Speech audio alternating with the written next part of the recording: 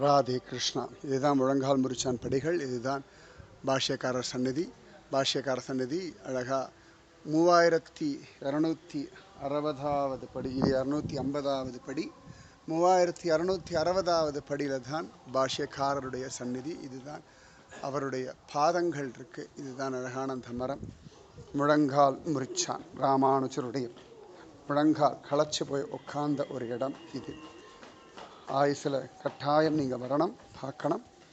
ராமானுஜர் அழைச்சிட்டு வருவார், கிருபை பண்ணுவார். திருமலை, இந்த மலையில் இருக்க எதை பார்த்தாலுமே பகவத் ரிஷிகள், ஞானிகள், மகாத்மாக்கள் தான். இவாளை பார்த்தோம்னாலே நிச்சயமாகவே உங்களுக்கு பரமானுகிரகம் கிடைக்கும். இந்த படிகளை பார்த்ததுனால சீக்கிரமாக உங்களை திருமலைக்கு பெருமாள் அழைச்சிட்டு வருவார். ஜோராக இந்த பக்தர்களை பார்த்தோம்னாலே அழகாக திருமலை மலையப்பனுடைய தரிசனம் சீக்கிரத்திலேயே ரசிக்கும், நிச்சயமாகவே லபிக்கும். ராதே கிருஷ்ணா. ஸ்ரீமதே ராமானுஜாய நமக. இனிமேல் ஞாபகம் வச்சுக்கோங்க, 3260 அப்படின்ற நம்பரை பார்த்தாலே அழகா ராமானுஜருடையதான அந்த மாம்பழ எம்பெருமானார் சந்நிதியை ஞாபகம் வச்சுக்கோங்க.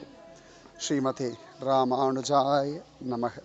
இங்கே இருக்கக்கூடிய மரம், செடி, கொடி, கல், மண் எல்லாமே பகவத் ஸ்வரூபம். ஆழ்வார்கள், ரிஷிகள், ஞானிகள் எல்லாருமே இந்த இடத்துல ஏதானும் ஒன்றாக இருந்துட்டே இருக்கா. அப்போ இவளை பார்த்தோம்னாலே பக்தி லபிக்கும், பகவான் கிடைப்பான்.